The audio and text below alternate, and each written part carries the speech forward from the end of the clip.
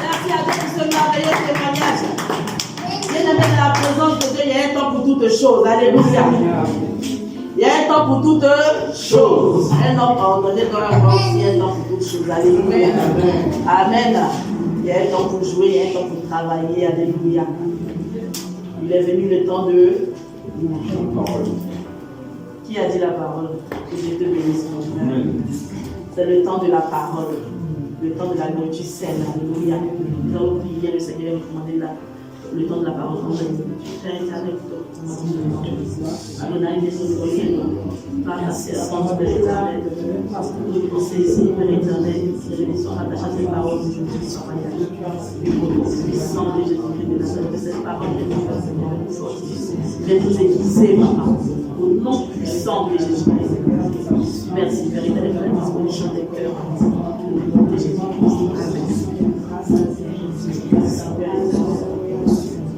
Que l'honneur et la gloire soient rendus à Jésus. Merci à Dieu. On va acclamer le Seigneur. On va rendre gloire à Dieu. La vie grâce avant. Encore aujourd'hui. Alléluia. Elle est un canal de bénédiction pour le ministère. Amen. C'est un puissant canal de bénédiction pour l'enseignement. Alléluia. C'est important pour un enfant de Dieu d'être nourri. Alléluia. On ne mange pas ici, on est nourri. Alléluia. C'est pas grave, c'est pas grave. C'est la bonne nourriture qui va faire du bien à ton âme. Tu vas aiguiser quelque chose qui va enlever quelque chose qui n'est pas bon en toi et qui va te procurer pour les grâce. Alléluia. On acclame le Seigneur pour la vie de sa servante.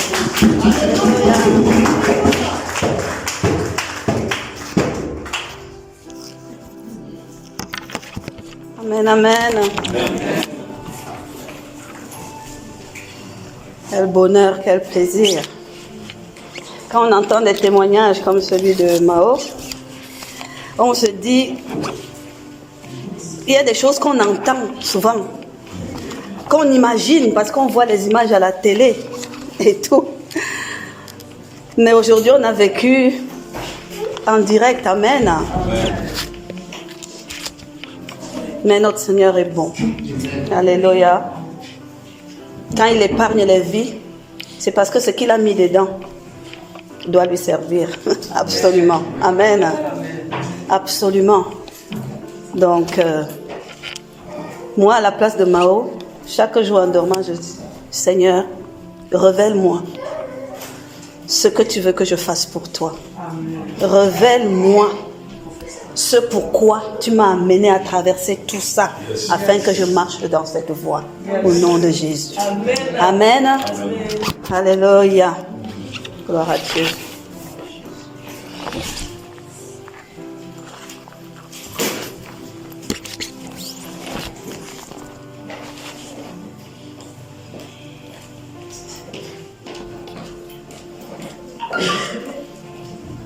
Depuis toute la semaine, j'avais ce chant qui me montait à cœur. Je ne connaissais même pas les paroles. Mais ça venait tellement que je suis allée sur Internet chercher les paroles et la version française pour pouvoir l'élever aujourd'hui. Je dis toujours, je ne suis pas chantre. Mais vraiment, j'ai envie d'élever ce chant. Vraiment, ce cantique, parce que j'ai comme l'impression, c'est pas que pour moi, que ça va déraciner quelque chose. Dans mon cœur, mais dans vos cœurs aussi. Amen. Depuis ce matin, le Seigneur nous conduit vers la joie. Et je me disais, oh Seigneur, merde, tu es tellement merveilleux. J'aime ce que tu fais avec ce groupe.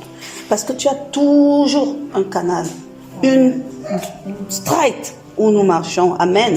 Et tout concorde. Alors qu'on ne sait pas parler. Alléluia. C'est la chanson de You Rise Me Up, pour les chantes qui doivent connaître, mais la version française, tu me relèves. Quand je vais mal et que mon âme est troublée, quand vient le temps des secousses de la vie, alors mon cœur t'invoque dans le silence et en prière t'attends avec confiance. Tu me relèves et je gravis les montagnes. Tu me relèves et je marche sur les eaux. Je me sens forte quand tu me prends dans tes bras. Tu me relèves plus haut que je ne peux être. Loin de toi, mon cœur est sans repos. Et je comprends que je ne suis rien sans toi.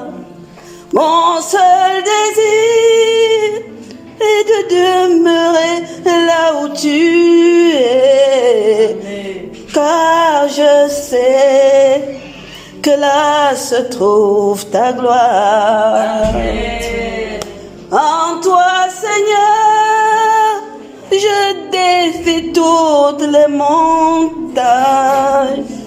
En toi, Seigneur, je suis plus que vainqueur.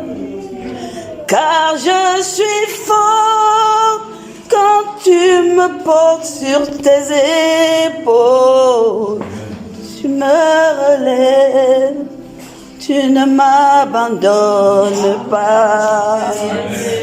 Oui, tu me relèves et je gravis les montagnes. Yes. Tu me relèves et je marche sur les eaux. Je me sens forte quand tu me prends dans tes bras. Tu me relèves plus haut que je ne peux l'être. Seigneur, oui, tu me relèves plus haut que je ne peux l'être. Amen. Amen. Alléluia. Quel que soit l'état de notre âme, nous savons que notre Dieu nous relève. Amen. Sa parole dit, si nous tombons 7 fois, il nous relève combien de fois? 77. Alléluia. Gloire à Dieu.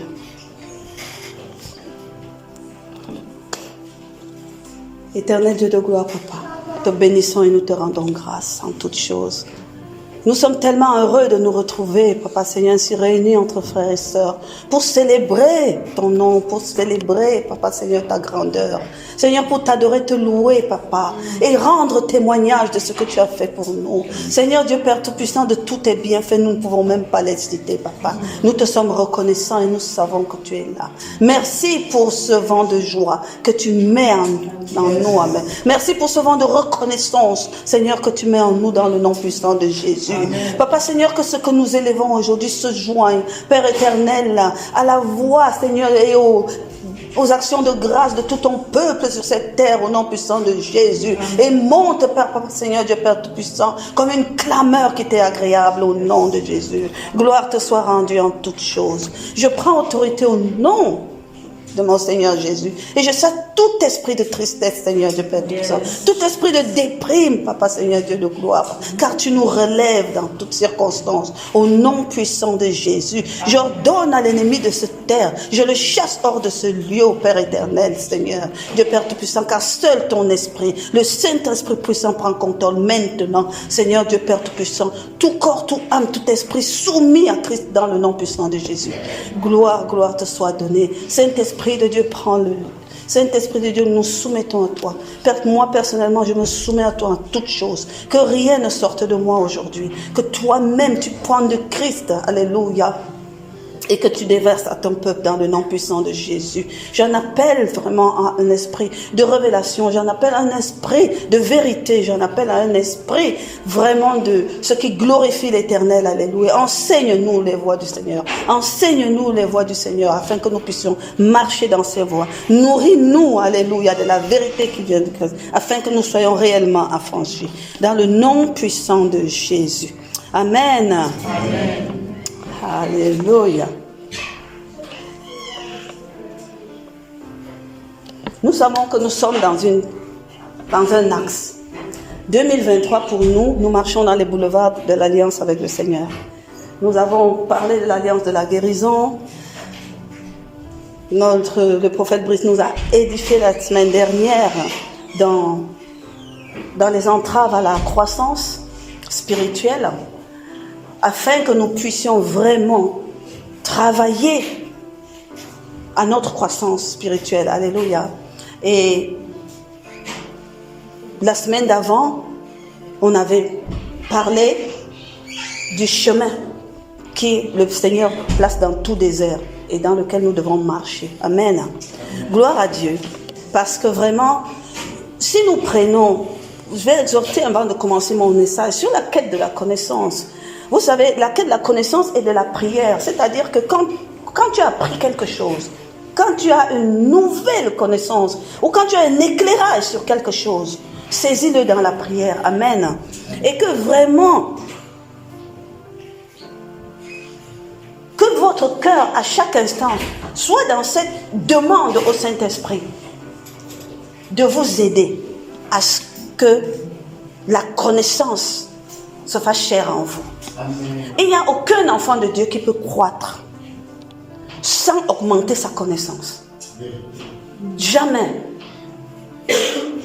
Parce que tu prends l'héritage qui est là et tu le saisis dans ta prière. Tu saisis cela et le Saint-Esprit enracine cela en toi afin que ça produise du fruit. Alléluia.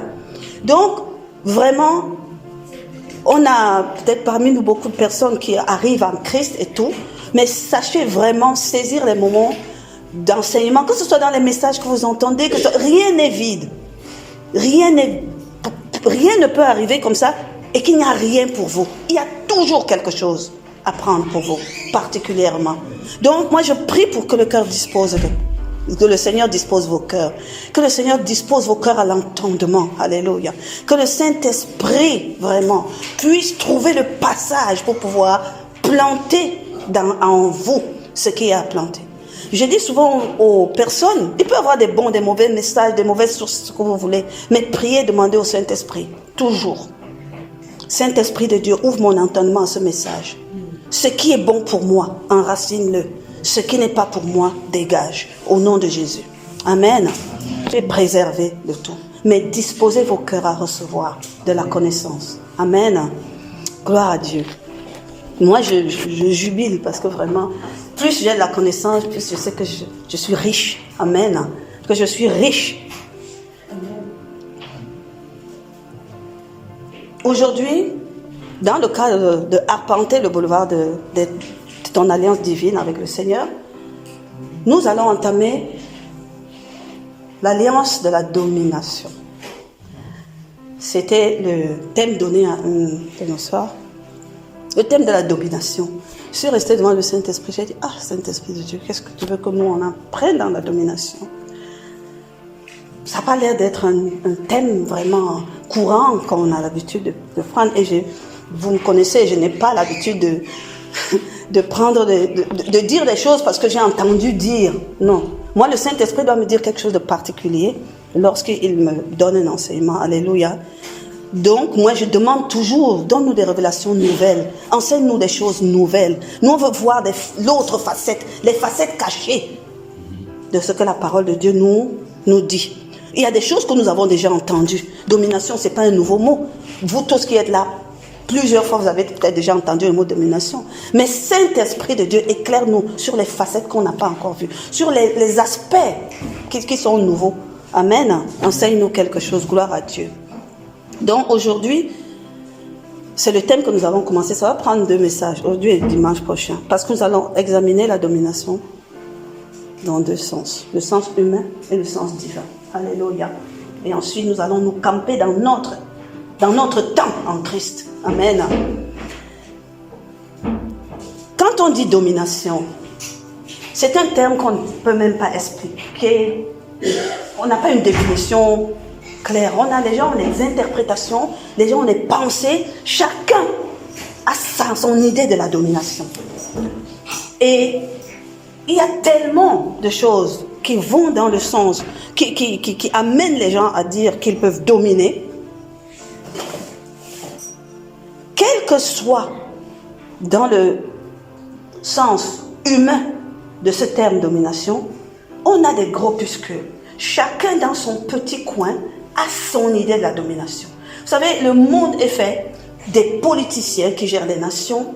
Dans le cadre social, il y a des associations. Dans le cadre des finances, il y a même les riches, ceux qui font l'argent, ceux qui défendent. Il y a les pauvres, ils ont leur pensée de c'est quoi la domination. Il y a les religions.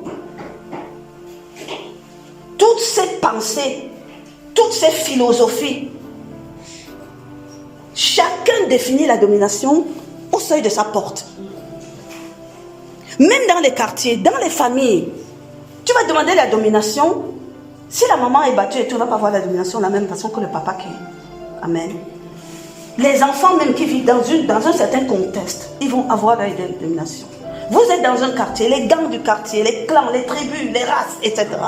Tout cela définissent, ils ont leur carcan de définition. Mais même dans votre immeuble, les petits qui sortent là, de l'immeuble, il y a toujours un qui va prendre un couteau de la cuisine de sa mère, mettre derrière, porter un blouson, il va prendre 2-3 amis et il devient le chef de quartier. La domination, c'est comme il va décider que c'est. Amen. Parce qu'il va marcher et il va établir ça comme il veut, à son désirata et tout. Et en gros, le monde, vraiment le monde est comme ça. Et quand le monde définit la domination, le but, au bout de ça, c'est écraser l'autre. C'est se mettre au-dessus de l'autre. C'est dépasser l'autre. C'est diminuer l'autre. Amen. Mais il faut que nous comprenions une notion particulière aujourd'hui. C'est la notion du monde.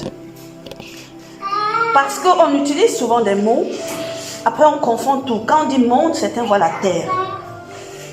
Quand on dit nous sommes dans le monde, certains voient que nous sommes sur la terre, etc. Ou d'autres disent même le monde et ils voient tout l'univers. Il faut que nous comprenions, le monde ce n'est pas l'univers. Le monde n'est même pas seulement la terre. La terre c'est la création de Dieu, avec ses montagnes et tout. L'univers c'est la création de Dieu. Le monde, l'homme c'est la création de Dieu. Mais le monde c'est la création de l'homme. Ce qu'on appelle le monde c'est la création de l'homme.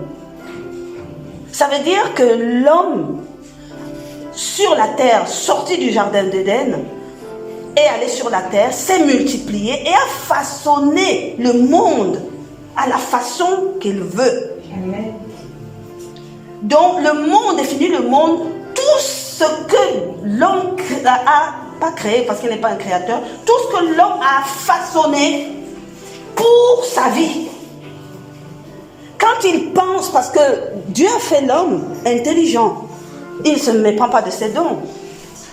Il ne se repent pas de ses dons. Dieu ne se repent pas de ses dons. Il a fait l'homme intelligent, des dons, des talents, d'une habileté, etc.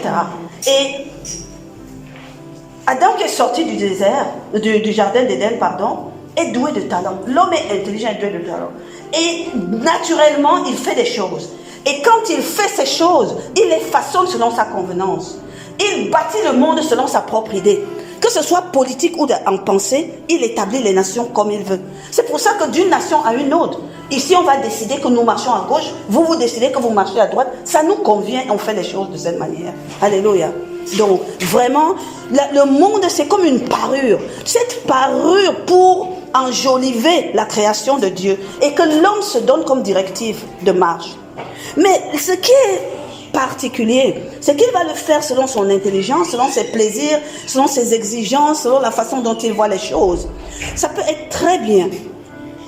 pour couvrir les différents domaines de ce qu'il veut qu'on gère, pour gouverner les autres, pour la famille, pour les religions, etc., etc., pour les finances, etc.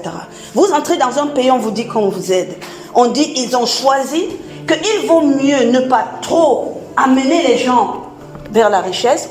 On les maintient, ils n'ont pas de productivité et on leur donne de temps en temps quelque chose à manger. C'est une décision. Là, le pays d'à côté va dire non, je préfère mettre plusieurs dispositions pour qu'ils puissent travailler et moi je ne leur donne rien. C'est toujours notre façon de penser. Amen. Au bout de tout ça, au terme de toutes ces choses, ce qui est particulier, c'est que l'homme va décider, dans tous les cas,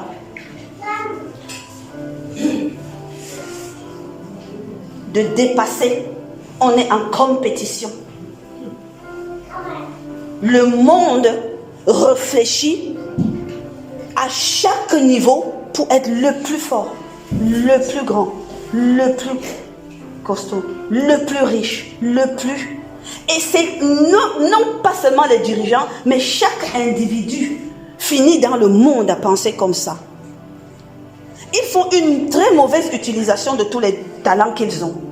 Ils sont ingénieux. On invente des choses merveilleuses. Mais quand tu regardes, on en fait une utilisation, tu te demandes. On crée des armes, on crée l'armement, on met beaucoup d'argent. Et il y a des scientifiques qui travaillent, qui découvrent des choses, comment allier les métaux pour qu'ils soient de plus en plus solides et tout. Non, c'est pas seulement pour bâtir. Il y en a qui vont dire non, pendant ce temps, faites-nous une bombe qui explose, plus rien ne reste. C'est-à-dire, l'homme pense l'autodestruction. L'homme pense la destruction de l'autre. Amen. Le monde régit comme ça. Vous, que ce soit sur le plan alimentaire, Dieu nous dit, voilà la nature que j'ai façonnée, vous allez manger naturellement. Mais eux, ils réfléchissent. Ils peuvent partir sur des bases qui peuvent sembler être bonnes pour vous. Mais l'homme va réfléchir pour pouvoir finalement transformer cette alimentation, traficoter en OGM. Pour avoir un peu plus. Et tu te demandes, mais toutes les conséquences de l'OGM, ben on s'en fout. C'est pas ça le plus important. Ce que ça fait sur ta santé, ce que ça fait sur la santé du voisin. Parfois on s'oublie même qu'on est soi-même dans ce même... voilà. Je prends Internet.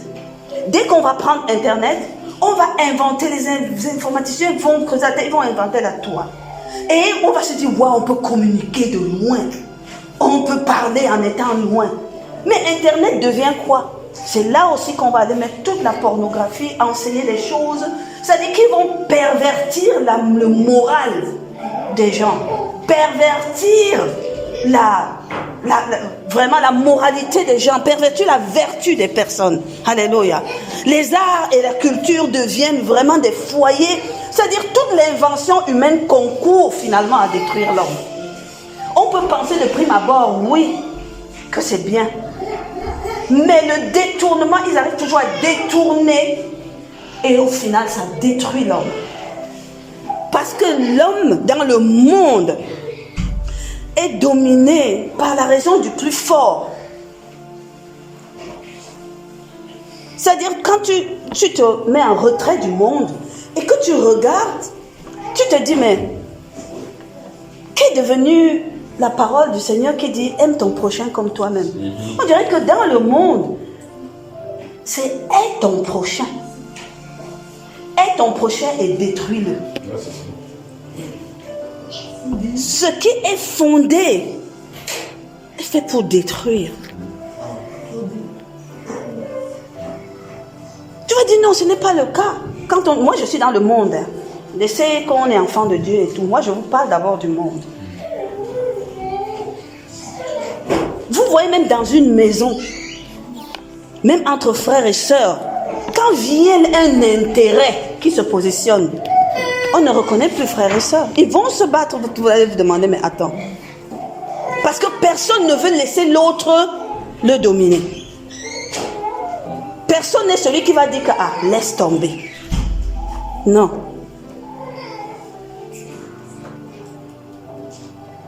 Donc le terme domination pour le monde, ça rime avec, bien sûr, pouvoir, autorité, avec puissance, avec force, avec je te contrôle, je te soumets, tu deviens mon esclave, tu travailles pour moi, je gagne sur toi, tu dépends de moi, je t'exploite. Ce sont les mots, je te dépouille, tu me sers, je m'enrichis, tu t'appauvris.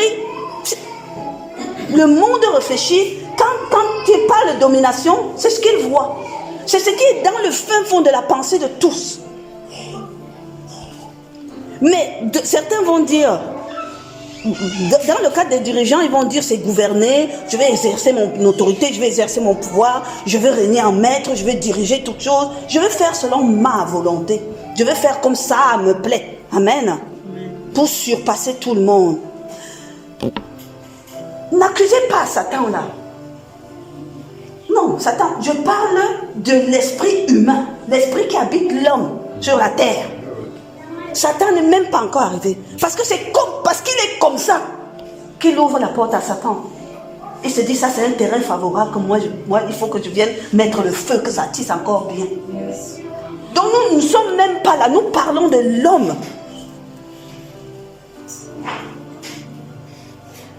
Et ça c'est l'esprit qui est dans le monde. Et quand nous sommes tous dans le monde comme ça,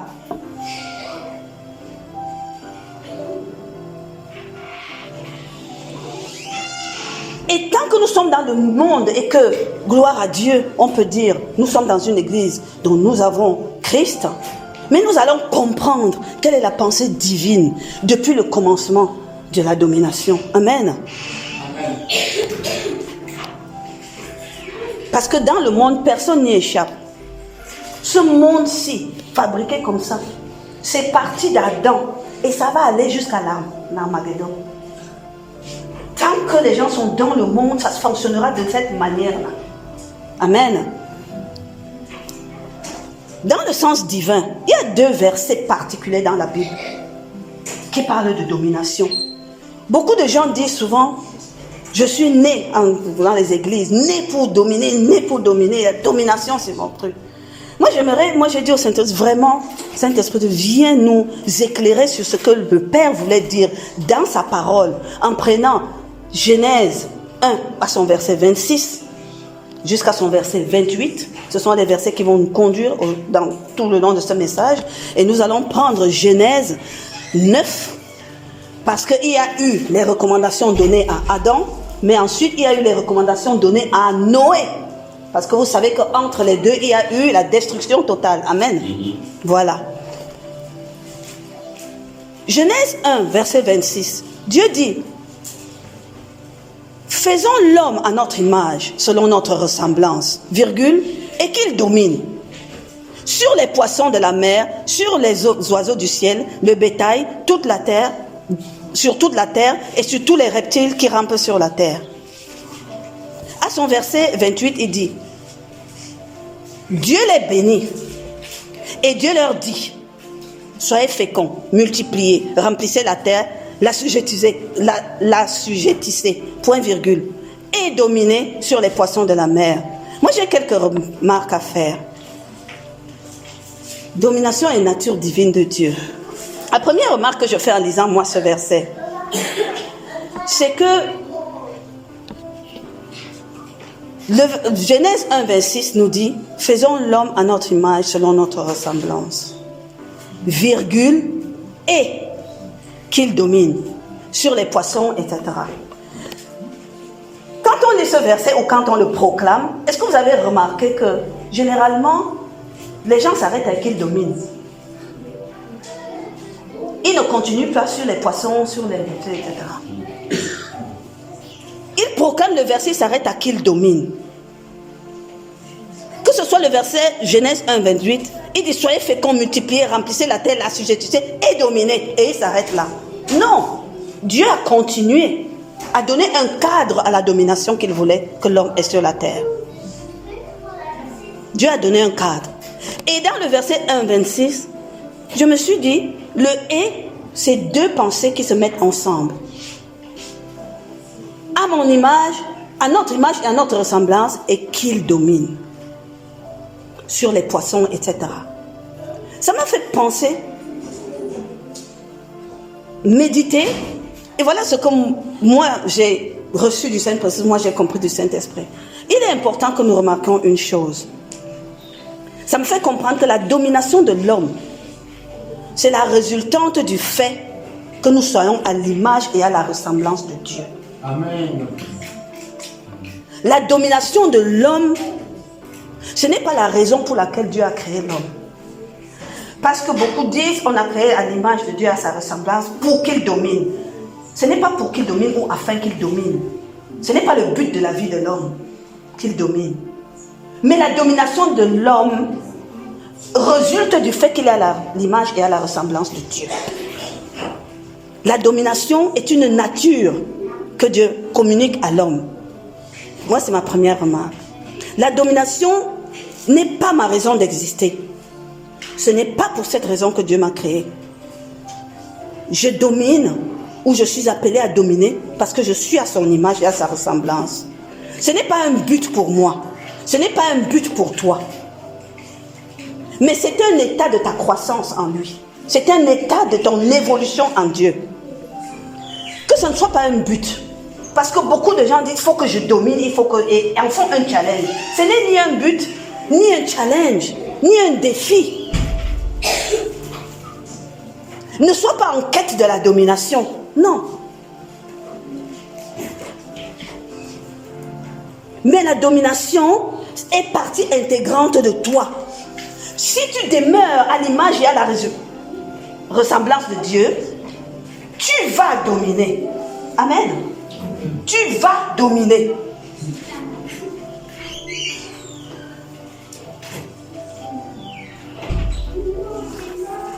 Ça m'a amené à méditer. Je dis, donc l'important pour nous ici, c'est de comprendre pourquoi ce que c'est être à l'image et être à la ressemblance de Dieu. Parce que c'est à ça que nous devons, c'est notre quête en fait. C'est à ça que nous devons nous accrocher. Parce que le reste va suivre. Amen. Mais d'abord, demandons-nous pourquoi Dieu a limité la domination.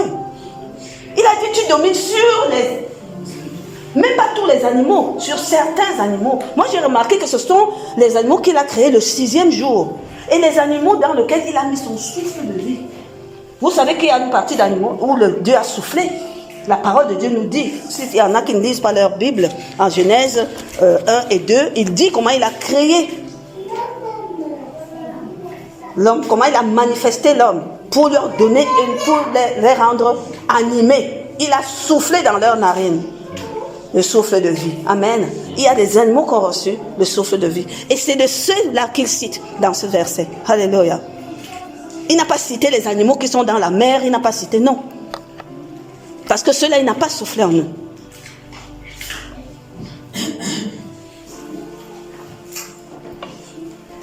Pourquoi limiter donc la domination de l'homme,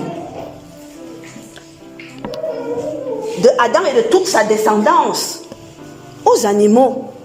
Qu'est-ce que ça peut vouloir dire?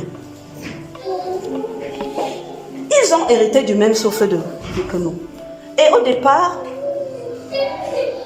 Dieu avait établi les animaux avec un souffle pour qu'ils soient participants de ses desseins. Et pour qu'ils soient pour l'homme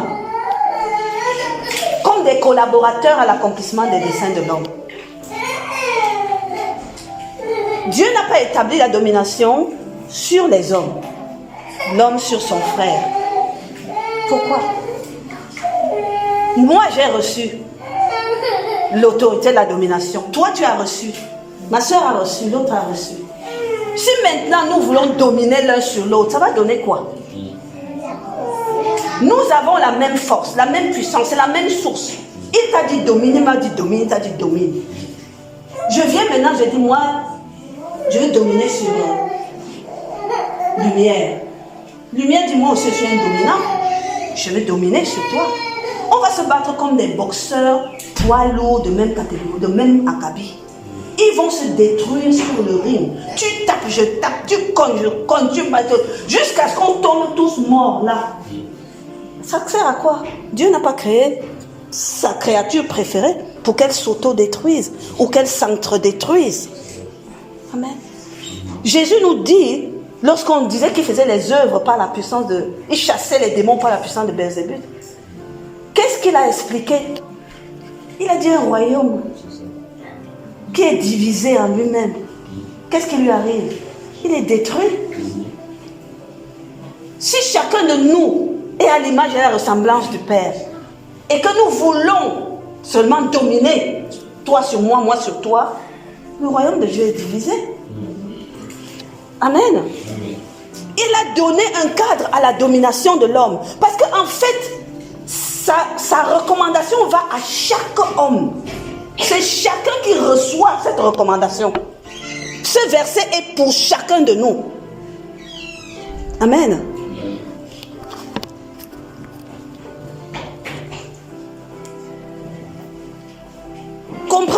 Pour comprendre le sens de ce que l'homme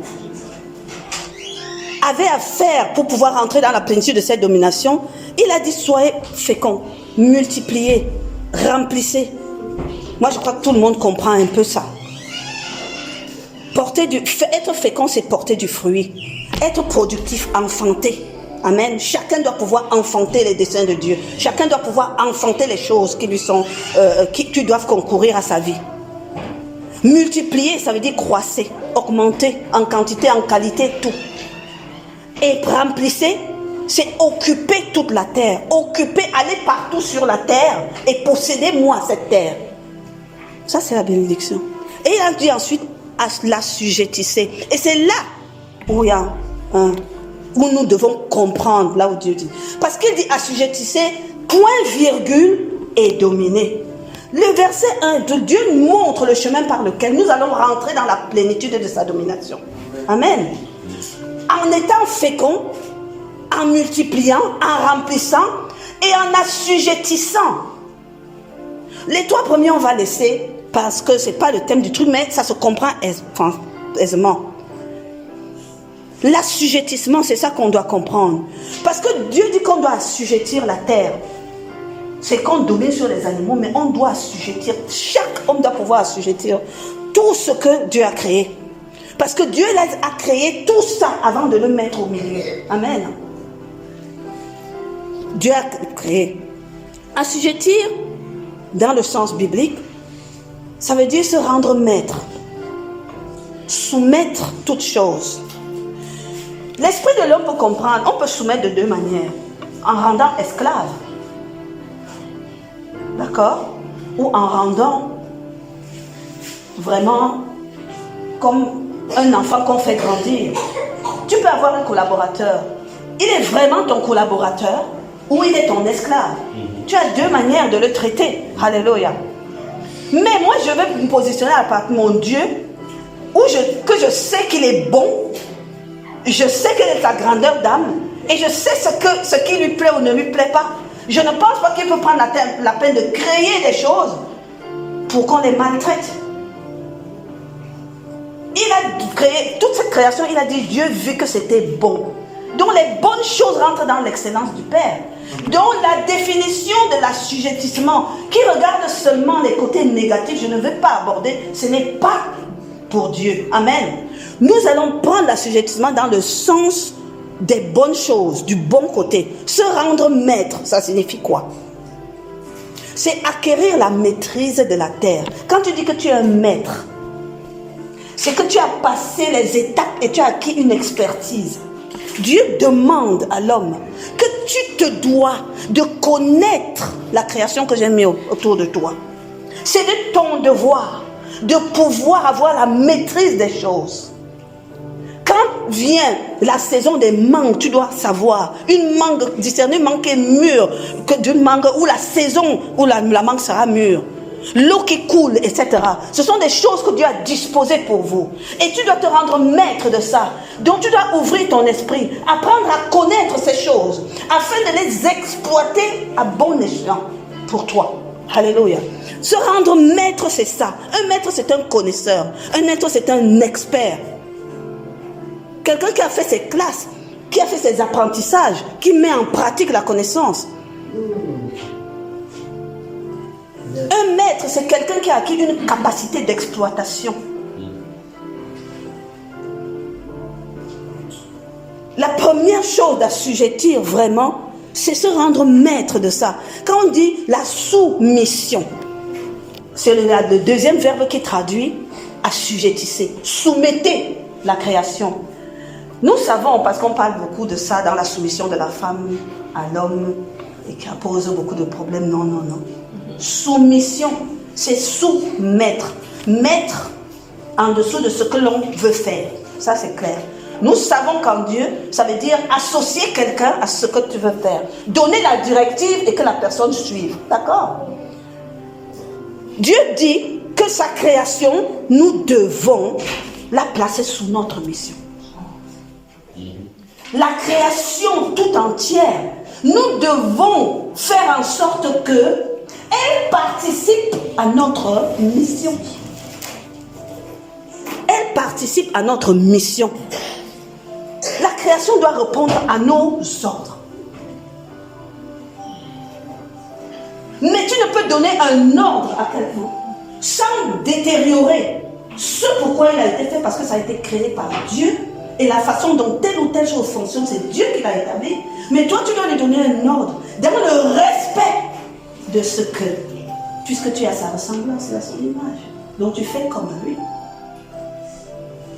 Donc l'ordre que tu donnes à la création doit être dans le sens de ce que Dieu veut,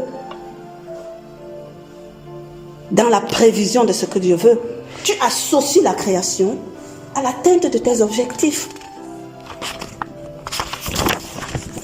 Il y a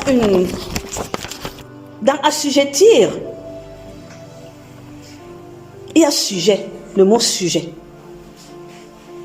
On peut être sujet parce qu'on appartient à quelqu'un. C'est pour toi. On dit souvent, il y a le roi et ses sujets, sans dire sa population, etc. Lui sont assujettis. Quelqu'un de qui on tire profit, quelqu'un sur qui on émet l'autorité. Mais il y a une deuxième forme de sujet. Le sujet qui signifie le thème, c'est-à-dire le sujet d'étude. Dans assujettisser la terre, c'est fait de la terre un sujet d'étude, afin de pouvoir opérer efficacement avec la terre. Chaque élément a une spécificité. Chaque élément est fait dans un cadre précis pour pouvoir t'accompagner dans ta mission. Amen. Parce que Dieu a vu en chaque chose que c'était bon. À l'instar de notre Seigneur Jésus-Christ, qui est venu nous former, nous façonner, afin que nous soyons participants à sa mission.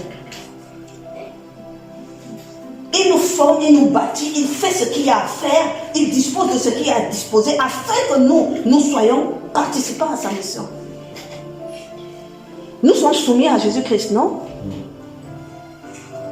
Donc on peut bien dire que Jésus-Christ nous assujettis. Amen. Ce n'est pas des mots dont on va avoir peur, oui. Mais il nous assujettis à la manière de Christ. Nous-mêmes, nous courons pour être assujettis. Yes. Parce que nous avons un bon maître. Un bon maître qui cherche à nous grandir plutôt qu'à nous terrasser. Amen. Parce qu'il veut que nous soyons participants à sa mission. C'est ça l'assujettissement dont l'Éternel voulait parler. Être partenaire. Et dominer dans ce verbe parle de gouvernance, parle d'autorité, parle de souveraineté, parle de beaucoup de choses, de responsabilité aussi de la part de l'homme. Ça implique comprendre, protéger, utiliser judicieusement. L'homme doit être un intendant.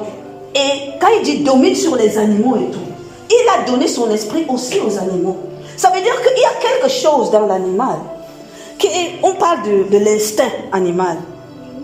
Qu'il a un instinct. Ça veut dire qu'il n'est pas comme les animaux dans lesquels on n'a pas souffert. L'animal, on ne va pas dire qu'il pense, qu'il réfléchit, tout. Mais il a un instinct qui le guide. Parce que l'instinct, là, c'est une portion du Saint-Esprit, il ne faut pas. Donc il a un instinct qui le guide. Et Dieu a souffert cependant pour que l'animal soit d'accord que vous soyez son maître. Quelle que soit sa puissance, sa grosseur, Dieu avait prévu que ces animaux-là devaient reconnaître en vous leur maître. En chaque individu leur maître.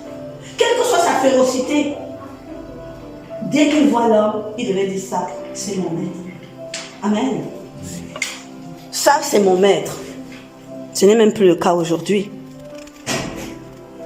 Moi, j'ai une illustration, vraiment, parce que là, je travaillais, ça venait, je partageais. Ça m'a donné l'idée, laissons les contours, ça m'a donné l'idée de Tarzan dans la brousse. Vous avez vu, chacun a vu un peu le film Tarzan. Nous voyons que Tarzan est né dans la brousse. Il a été élevé au milieu des animaux. Il a grandi, il a pris des habitudes. Mais il est le seul homme au milieu de tout ça. Son instinct, sa grâce de dominer prend. Mais comment est-ce que Tarzan domine? D'ailleurs, tous les animaux, aucun ne lui fait du mal. Tous reconnaissent que Tarzan. Et quand Tarzan se lève, quand il y a un danger qui approche, il se lève comme maître de la forêt. Quand un danger approche de la forêt, quand il y a une situation, les agresseurs, les braconniers, les machins, qu'est-ce que le film nous dit? Tarzan saute de liane en liane, il a des cris pour chaque chose. Dès qu'il lance un cri, la catégorie d'animaux se reconnaissent et partent pour obéir au cri lancé, pour éteindre l'ennemi. Amen. Tu vois ça? C'est vrai, c'est vrai. Moi, c'est vraiment c'est cette image. L'homme, dans des situations où le royaume des ténèbres venait agresser, nous devrions appeler la nature, la création, chacun, que ça ne soit plus que des mots. Quand on dit vent souffle, Amen. Amen. C'est-à-dire, il y a des personnes qui ont été remplies du Saint-Esprit et étaient dans leur mission. Que quand Josué va en machin là, il dit soleil, tu t'arrêtes. Le soleil c'est avec un. Dieu veut. Voilà l'idée, c'était la pensée de Dieu quand il créait l'homme. Toute la création t'est soumise. Tu l'amènes dans ta mission. Ta mission où je veux que tu domines et je veux que tu fasses des choses pour moi. Et c'est dans cet esprit. Amen. Ça, c'était la pensée de Dieu quand il créait l'homme. Beaucoup de choses ont changé. Parce que l'homme a péché dans le jardin d'Éden. Malheureusement. Et quand il est sorti du jardin d'Éden, il avait non seulement perdu la grâce de sa divinité, mais plus tard, Dieu a même dit, j'ôte mon esprit. Quand on arrive au déluge et qu'il détruit tout, il reste 8 personnes. Noé, son épouse, ses 3 fils et leur épouse. Sur les 3 là, mais il n'y a rien de changé, c'est toujours la descendance là-dedans. Là même c'est pire parce qu'il a ôté son esprit. Donc, les bénédictions de Genèse 1 sont changées. Et c'est important. Parce qu'aujourd'hui, si nous comprenons ça, nous comprendrons quand nous serons en Christ. Comment nous devons dominer. Parce que toutes ces choses ont changé.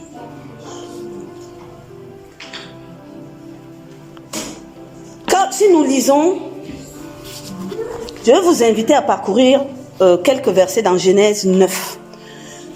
Lorsque le Seigneur revient vers Noé et ses enfants, et il leur donne des recommandations. Vraiment, je veux que vous ouvrez vos Bibles dans Genèse 9. Nous allons les parcourir quelques versets, versets 1 à 6, et ça va beaucoup nous enseigner. Dans Genèse 9, Dieu dit ceci. Il reprend Noé. Il dit, Dieu bénit Noé, ses fils. Et il leur dit, soyez féconds, multipliez, remplissez la terre. Et il s'arrête. Il n'y a plus assujettisser et il n'y a plus dominer. Parce que les choses vont changer. La nature de recommandation de l'Éternel vont changer. Parce que dans Genèse 1, nous étions dans un cadre de bénédiction.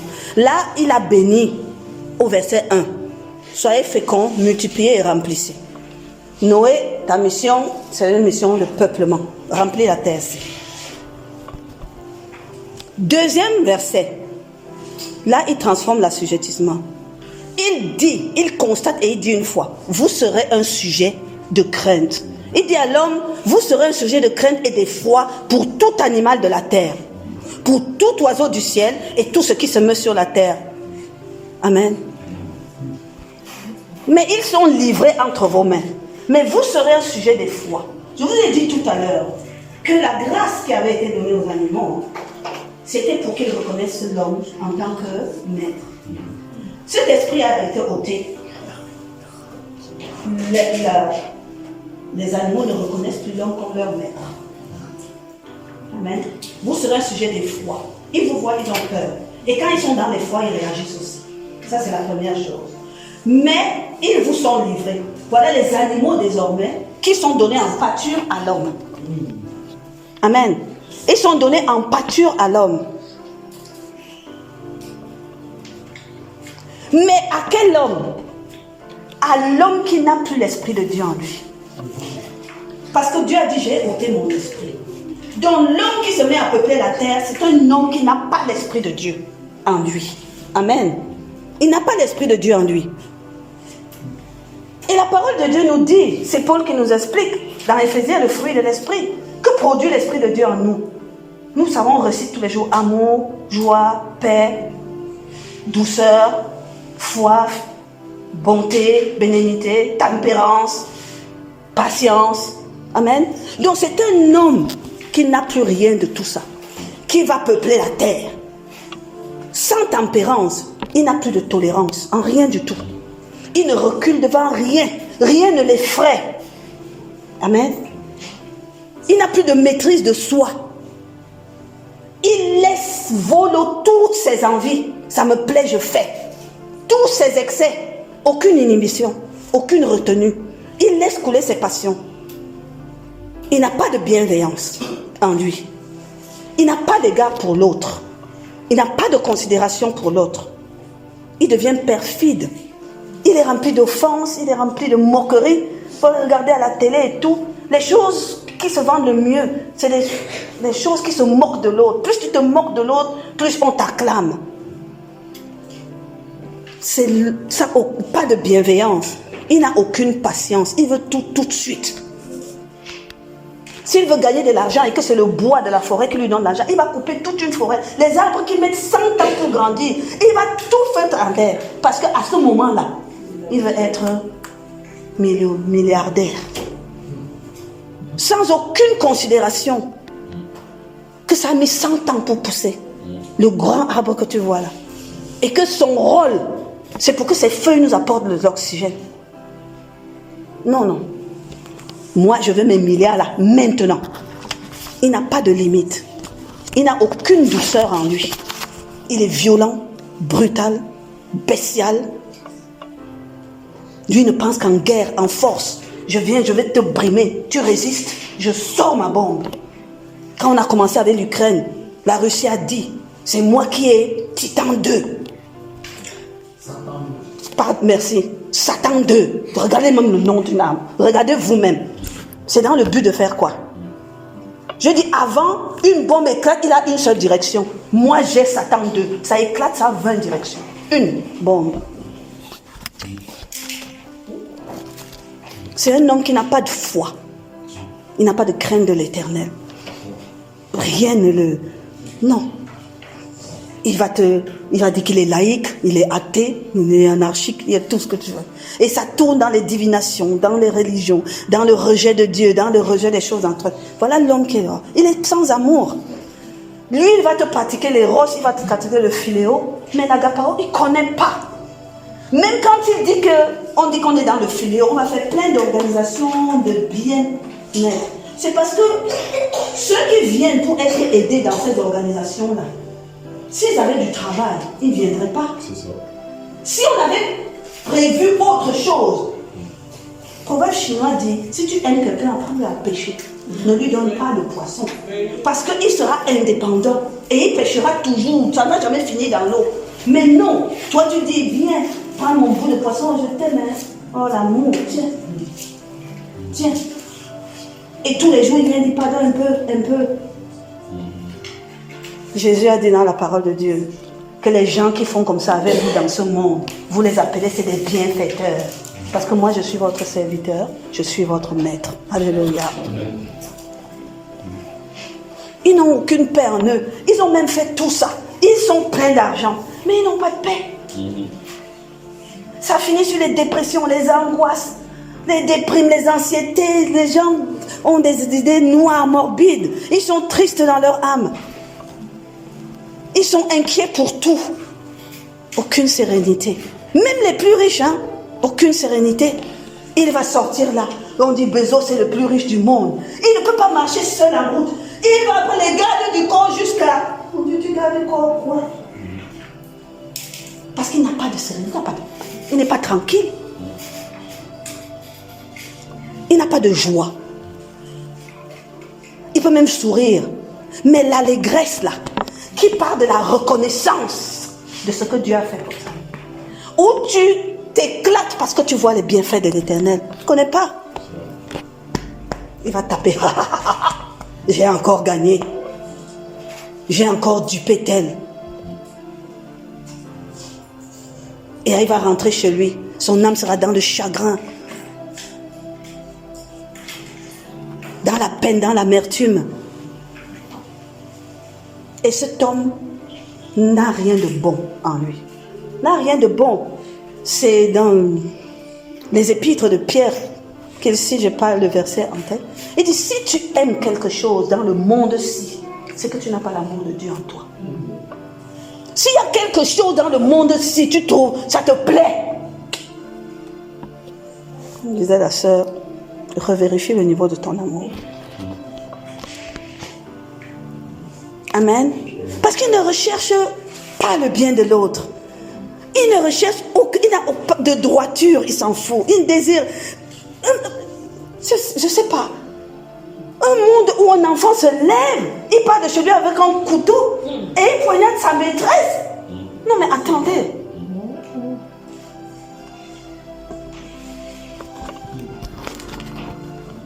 Ça c'est l'esprit humain des descendants de Noé. C'est le monde. C'est ça qu'on appelle le monde. C'est les dispositions de l'esprit. C'est comme ça qu'il voit sa part de domination. Que ce ne soit pas votre lot. Amen. Une deuxième remarque au sujet de la nourriture. Et ça aussi c'est important. Dieu a changé ses dispositions. Parce que dans le jardin d'Éden, l'animal n'était pas destiné à être mangé. Il a dit qu'il donne à l'homme les plantes. Donc on avait les légumes, les fruits et tout ça. Et il donne aux animaux l'herbe. Amen. Parce que là, vraiment les animaux, ça devait être nos collaborateurs. Nos collaborateurs, on ne les mange pas. Amen. Parce qu'on allait leur apprendre les choses, les orienter dans certaines et les utiliser. On dit nos amis les bêtes, oui, certains ont domestiqué d'autres. Mais il faut voir même ces animaux-là, quand ils vont en vacances, où est-ce qu'ils les mettent? Ils les jettent en route pour qu'on les ramasse. Est-ce que c'est comme ça que Dieu avait prévu que tu allais soumettre alors ton animal? S'il est ton collaborateur, même en vacances, tu l'amènes aussi. Lui aussi, il aime courir sur la plage. Il y a quoi? Tu ne vas pas seulement tirer ce que tu veux de lui, tu as déjà bien gardé. Et quand tu pars, tu dis, oh, je veux faire quoi de ce chien-là? Disons, la voiture est déjà remplie, il va me déranger. Ouais. Pas ton massage, je vois comment tu prends soin de lui. Là, mais même beaucoup de personnes seules dans leur maison, ils disent qu'ils ont dompté. Moi, c'est mon chat, mon chat, mon chat. Et quand il va en vacances, il cherche l'asile. Pouf, Ou il abandonne dehors, on dit on va venir te ramasser. Hein? Même l'âne qui a son rôle c'est porter les charges. Il y a des maîtres tellement méchants que même l'âne dit que je ne bouge pas. Je ne bouge pas d'ici. Le cheval, c'est pourquoi il a été fabriqué. Pourquoi tu as besoin de me fouetter pour que je cours? Je suis un étalon, je connais mon rôle. Caresse-moi doucement, je veux courir. D'où sort le fouet là que tu me tapes avec?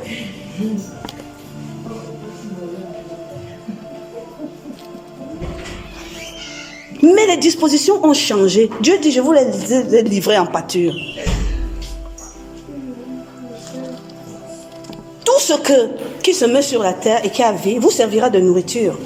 Je vous donne cela comme l'herbe verte. Mais seulement, écoutez bien, là, les avertissements du Père commencent. Parce que c'est l'homme qui est là. Seulement ne mangez point la chair avec son âme, avec son sang. Parce que j'ai mis de mon esprit en cela. Ne mangez pas ça. Ne mangez pas.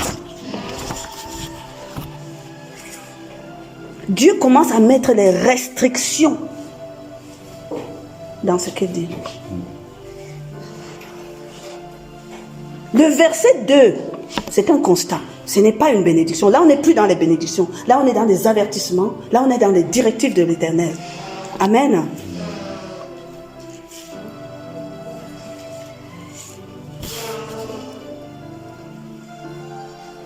Il y a Paul qui nous dit quelque chose pour comprendre le rôle que la création en entier et même les animaux devaient avoir. Paul nous dit dans Romains 8, on aime reciter ce verset 19 à 21. Ainsi la création attend-elle avec un ardent désir la révélation des fils de Dieu. Car la création a été soumise à la vanité. C'est quoi une vanité? C'est quelque chose qui est dépourvu de vérité. C'est-à-dire on a vidé le sens, qui est dépourvu de convenance à l'Éternel, rempli de perversion, de dépravation. Il devient fragile. Vous avez fragilisé la création de Dieu. Celle que lui-même il a regardé, il a dit que c'est bon. L'homme a fragilisé cela. Et elle est devenue sans consistance. Et quand je disais consistance, je disais mince. C'est-à-dire, je vous expliquais déjà avec le levain, que ce qui est consistant est ferme et n'est pas perméable, ne laisse rien passer. Si la création de Dieu est rendue inconsistance, ça veut dire que vous l'avez rendue perméable. Mais perméable à quoi? À l'esprit du mal, à Satan, pour qu'il vienne s'infiltrer dedans. Pour que les choses que les hommes font viennent s'infiltrer dedans. Il dit, vous nous avez réduit à cette vanité-là. Non de mon gré, parce qu'ils n'ont pas voulu, mais par rapport à celui qui l'a soumise. Mais ils gardent une espérance. L'espérance qu'elle aussi sera affranchie de la servitude et de la corruption. Pourquoi? Elle attend qu'elle soit affranchie. Écoutez bien. Pour avoir part à la liberté de la gloire des enfants de Dieu. C'est quoi avoir part? Avoir part, c'est pas qu'ils vont prendre leur part. Avoir part, c'est que je vais être participant. Je vais agir pour, je vais contribuer. Eux, ils attendent désespérément que les fils de l'homme les remettent dans la condition du jardin d'Éden, afin qu'ils contribuent à ce que tu accomplisses la destinée que Dieu a mis pour toi. Ce n'est pas moi qui parle, c'est un verset biblique, c'est Paul qui nous explique cela. Donc nous devons comprendre cela, que la terre attend que nous puissions le laisser faire la part qui était la sienne, afin que nous réussissions. Amen.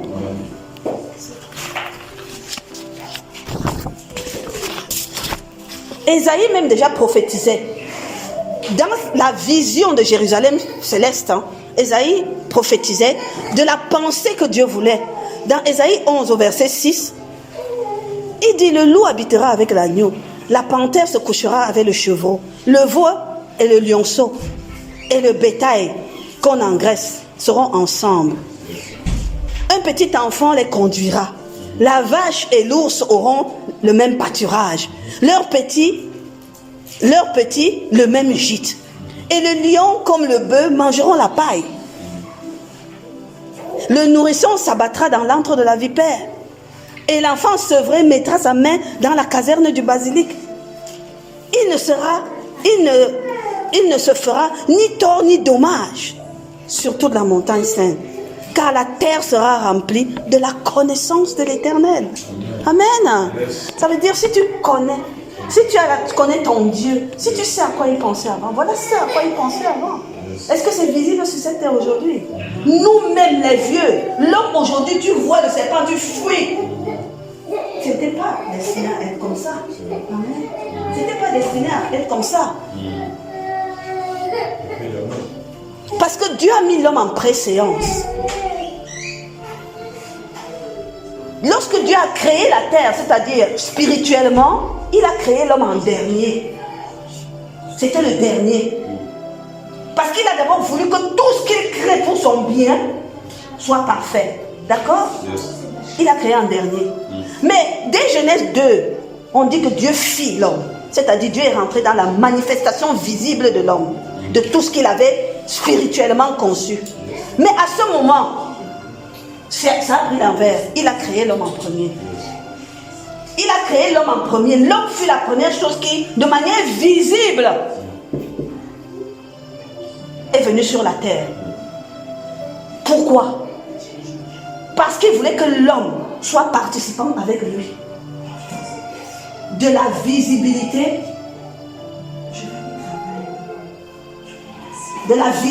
de tout ça. Il voulait que l'homme soit participant. La parole de Dieu dit à un moment qu'il a fait sortir de l'herbe, il a béni la terre, etc. Il a fait les animaux. Quand il a fait les animaux, il les fit venir vers Adam, afin que Adam les nomme. Première responsabilité, dans le jardin d'Éden.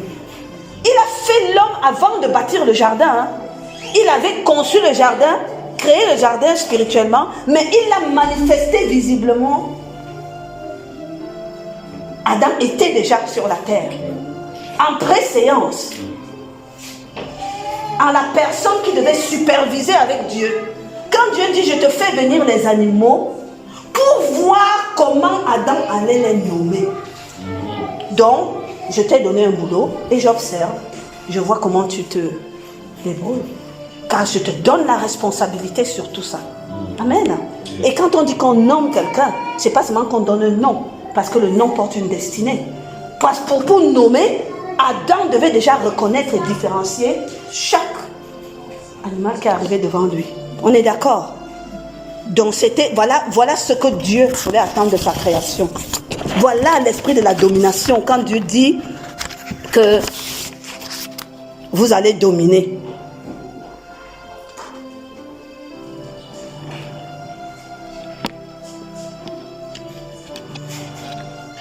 Lorsqu'il fait sa mise en garde, du verset 5 au verset 6, écoutez ce que Dieu dit. Il dit, sachez-le, je redemanderai le sang de vos âmes. Je le redemanderai à tout animal. Parce que comme il vous a déjà en effroi. Et je redemanderai l'âme de l'homme à l'homme. L'homme qui est son frère. Si quelqu'un verse le sang de l'homme, par l'homme, son sang sera versé. Et Dieu dit une chose. Car Dieu a fait l'homme à son image. Point. Image et ressemblance. Allons comprendre. Parce que à Genèse 1, il dit Dieu a fait l'homme à son image et à sa ressemblance. Quand il finit avec Noé, il a dit je ne te permets pas de prendre la vie de ton frère, de porter main sur ton frère, parce qu'il est à mon image. Il n'y a plus ressemblance à ce niveau-là. Et c'est très important. Quand on dit quelque chose est à l'image, c'est comme une photo. C'est une représentation de quelque chose. C'est un effigie. Alléluia. Quand tu représentes quelqu'un, c'est que quand on regarde une photo, on te reconnaît sur la photo. Donc l'homme était fait à l'image de Dieu, afin que l'homme soit le représentant de Dieu sur la terre. Que quand on regarde l'homme, on voit Dieu à travers. Jésus-Christ nous a dit, en parlant à Nathanaël, Pourquoi me demandes-tu? Montre-nous Dieu. Si tu m'as vu, tu as vu Dieu. Il sait de quoi il parle. Parce qu'il est à l'image et à la ressemblance de Dieu son Père. Voilà le désir du cœur de Père. Quand il dit que nous sommes à son image, c'est qu'il nous a établis pour être ses représentants. Ceux en qui il va être vu. Et c'est quoi une ressemblance? Une ressemblance, c'est une similitude dans la façon d'être et dans la façon de faire les choses. Quand on dit que deux choses se ressemblent, c'est qu'ils peuvent avoir la même apparence, forme physique et tout, mais ils ont surtout les mêmes manières de faire, la même pensée d'agir. Quand on regarde un père et un fils, et on dit, ah, ils se ressemblent. Tu vois le fils, il est tout petit. Mais quand il sourit, tu dis, ah, c'est vraiment le sourire de son père. Il a des tics, tu dis, ah, là, il agit vraiment comme tel. C'est ça. C'est-à-dire faire comme, agir comme, dans la manière, dans la pensée et dans le faire. Voilà l'image et la ressemblance. Donc après Noé, Dieu dit, l'homme est à mon image. Parce qu'il veut toujours que nous soyons ses représentants sur la terre. Mais à ce moment-là, cet homme-là n'est plus à la ressemblance de Dieu. Parce que l'homme-là ne fait plus comme Dieu. L'homme-là n'agit plus comme Dieu.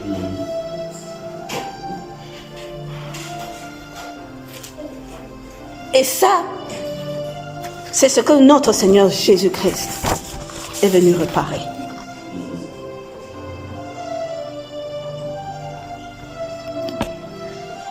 Parce que tout le long de l'Ancien Testament, Dieu se choisissait un homme, parce qu'il avait déjà un but à peine. Dieu se choisissait un homme et il remettait son esprit en lui, afin qu'il puisse agir un peu comme lui et dans son obéissance.